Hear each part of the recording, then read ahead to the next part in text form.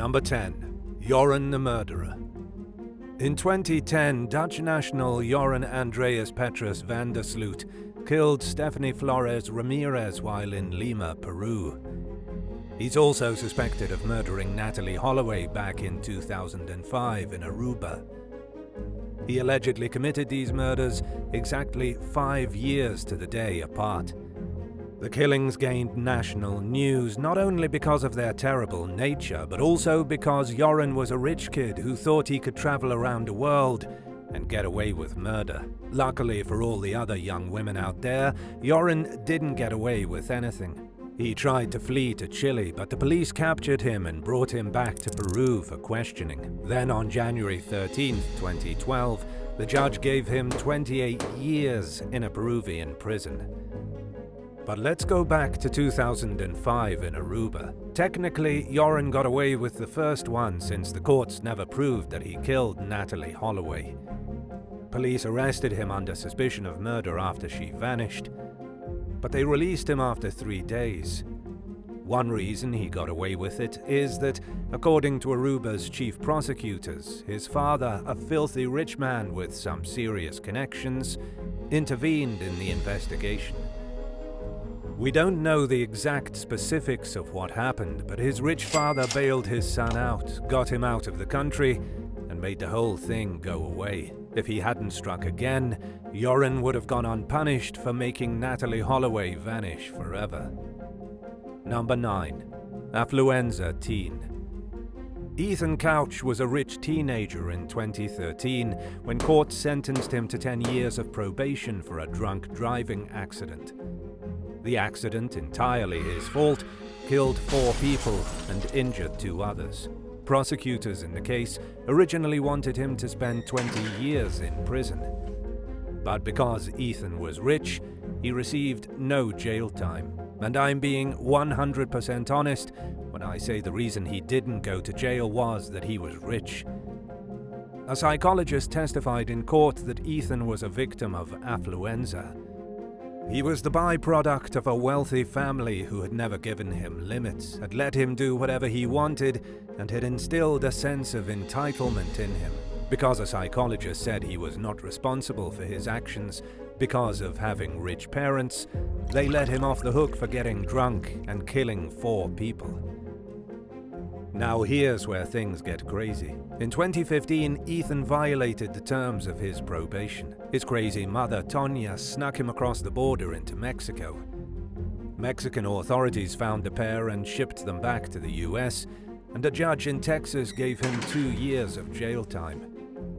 He didn't go to jail for murder, for plowing through 4 pedestrians and killing them, but he got 2 years for leaving the country. Texas courts released Ethan in April 2018, and he is still on probation. Number 8. Rich kids and the hitman. In 2021, a hitman murdered a law graduate in Pakistan. He murdered her at the behest of 2 psychotic rich kids who got angry after they begged her to get intimate with them, and she refused. Authorities say these rich kids, who showed off their lavish lifestyle all over Instagram, pestered the woman to get physical with them. And after she refused, police discovered her lying in a pool of her own blood. Her name was Myra Zulfikar, 26 years old when the hitman shot her in the neck. The suspects involved in the case, Saad Butt and Zahir Jadoun, recruited a professional contract killer after she refused their advances. Authorities launched a nationwide manhunt for the 2 men, and they apprehended Saad, but the other suspect remains at large. So too does the hitman, who has yet to be identified. Myra, who had been studying in the UK, had travelled to Lahore 2 months prior for a wedding. She stayed for a little while, and that was when 2 young rich kids lured her into the local party scene. The children of rich politicians and business tycoons suddenly surrounded her. Parties filled with drugs and guns and open violence were common for these spoiled rich kids. Before the hitman murdered her, she tried to reach out to the local police, but they did nothing to help her because these rich kids were well connected. Prosecutors have not charged or given any kind of punishment to anyone involved. Number 7. Lamborghini crash. Court sentenced a teenage boy, the son of a businessman worth millions of dollars, to 9 months in a juvenile camp in October 2021. The teen is so young that his name has not been released to the public. He was behind the wheel of a Lamborghini when it slammed into a car, killing a woman in West Los Angeles. The deceased is Monique Munoz, and her killer was 17-year-old at the time of the incident. He admitted in juvenile court to vehicular manslaughter. And while the public urged the judge to impose the maximum punishment, that's not what happened. Maybe because the teen was remorseful, or maybe because his daddy was rich and connected to politicians. The judge gave him an extremely light sentence. A brief time at a juvenile camp, basically a summer camp for teenage criminals, and he'll be right back out on the streets.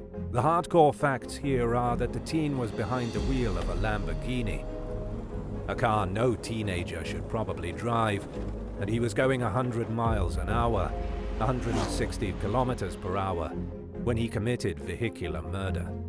Number 6. The affluent murderer.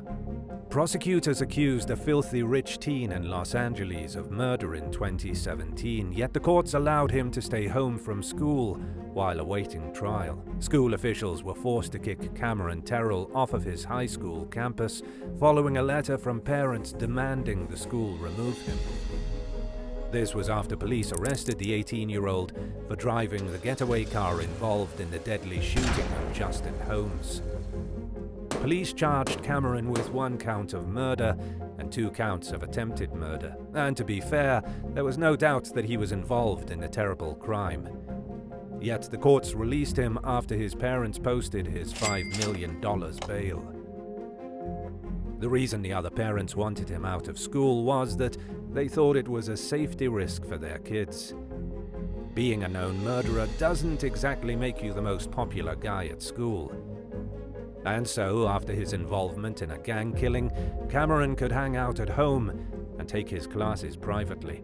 And as if this didn't outrage you already, when it came to his trial, the jury acquitted Cameron of the whole thing. He beat murder charges when he was the getaway driver of the shooting, and he's currently free and enjoying his rich lifestyle. Number 5. Drunken ruckus. Authorities arrested Peter Brandt Jr., one of the rich kids of Instagram, and a guy who is the son of a billionaire by the name of Peter Brandt at the JFK airport. It happened in 2016 when the 22-year-old socialite, richer than any of us can ever dream of being, caused a drunken ruckus. He was with supermodel Stephanie Seymour when they got arrested by the port authority as the couple was waiting in the JetBlue terminal. They were there to catch a flight to West Palm Beach, but clearly Peter had been drinking way too much.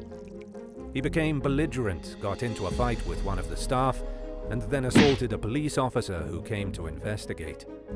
The rich socialite was so drunk, he had to be taken to Jamaica Hospital, where doctors treated him for severe intoxication. But of course, there were no real charges filed against the rich kid, and he didn't get in any trouble. Number 4. The backseat driver. Police arrested a stinking rich kid in May 2021 for driving in the back seat of a Tesla. He's become known as the backseat Tesla driver, spotted on video cruising in with his bare feet propped up on the center console from the back seat. And no, there was absolutely nobody behind the wheel. His name is Param Sharma, and you may have heard of him before. He's in his 20s, he's Instagram famous, and he's a bit of a show-off. His arrest came when calls started pouring into the California Highway Patrol from concerned drivers who witnessed a vehicle traveling along the I-80 interstate with nobody in the driver's seat. Then, when the cops pulled up to the vehicle, they witnessed Param scramble from the back into the front to play it off, as if he had been driving the whole time. They arrested him on suspicion of reckless driving, along with disobeying a peace officer. They towed away his Tesla. But don't worry, he bought himself another one. The day after the incident, he did the same thing again, sitting in the back seat while his Tesla drove him around. He even bragged about it on the internet, saying, "I already got a new Tesla. I'm rich like that." Number 3. Rich kid robberies in Central Park. In 2010, Jesse Wasserman went on a bizarre crime spree in Central Park, earning himself the name Boarding School Bandit. He was 17, a wealthy teen wannabe gangster from the suburbs who went on a string of robberies using a fake rubber gun. Jesse wandered through Central Park at night, pretending to be lost. When he stopped people and asked for directions, he then pulled out a fake gun while his accomplice stole their cash and valuables. According to one victim, he was riding his bicycle through the park at about 11:35 p.m. Two guys approached him and asked for directions. Jesse pulled out the fake gun, told him to drop his bike and hand over the money. Instead, the guy dropped his bike and ran away. But this was only one victim. Jesse and his friend robbed another guy of his wallet and cell phone. They robbed somebody else of their backpack and jewelry. And he went on robbing people until the cops finally caught him at 1 a.m. in Greenwich Village. Police charged Jesse with robbery and then released him on a $150,000 bail, and he got away with no serious repercussions. He was a rich kid from New York, pretending to be a thug from Harlem, a dropout of the elite Virginia Academy. And even though they let him go, the judge said that if he gets arrested again, he's looking at 25 years in jail. Number 2. Stabbing his friend. Yusef Mackey was killed in Manchester in 2019, stabbed to death by his wealthy friend, Joshua Molnar. Joshua was so rich that even though he plunged a knife into the heart of his friend, the courts cleared him of all manslaughter and murder charges. They ruled the killing as not accidental, but also not unlawful. It all went down on March the 2nd when the Manchester Grammar School pupils got into an argument in the evening. They had met up with a third friend, Adam Chowdhury, and gone to buy some pot. Something went wrong at the deal, and two of the drug dealer's associates beat Joshua. While he was being beaten, the other two young men watched and did nothing. Then, in the evening, after things had settled down, things heated up again. They got into an argument over what had happened, with Joshua saying his friends were cowards for not helping him. During the arguing, Yusef pulled out a knife, Joshua also pulled out his knife, and then Joshua stabbed his friend. The knife penetrated his heart and caused fatal injuries. If you ask pretty much anyone, this seems like a straightforward case of murder. A jury refused to convict the rich kid, and so he got off scot-free. Well, mostly free. The jury cleared him of murder, but jailed him for 16 months for the crime of possessing a knife in a public place. Number 1. The rich kid of Instagram. Instagram rich kid Stephanie Scalaro avoided jail even though she admitted to importing roughly $20,000 of endangered snakeskin fashion accessories into the United Kingdom. This is a bizarre crime that only the richest of the rich could think about attempting. And believe me when I say Stephanie is as rich as it gets. Her pictures of her wearing very little clothing in exotic locations have hundreds of thousands of followers.